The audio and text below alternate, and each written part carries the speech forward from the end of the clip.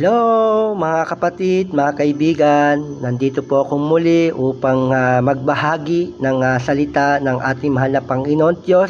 At ito po ay mababasa po natin sa aklat po ng Mateo chapter 11 verse 5 hanggang to 6. At ito po ang ating mababasa.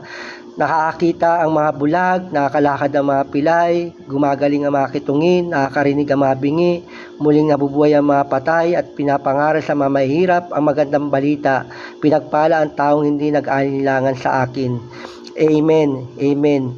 No, makikita po natin at narinig po natin kung paano pinagaling ng ating mahal na Panginoon Diyos ang lahat po ng mga may karamdaman at bumuhay po siya ng mga taong namatay. Kaya kung nais at gusto po natin na makatanggap po tayo ng magandang balita sa ating buhay, walang iba kundi tanggapin natin si Jesus sa ating mga puso bilang ating sariling tagapagligtas at Panginoon po ng ating buhay.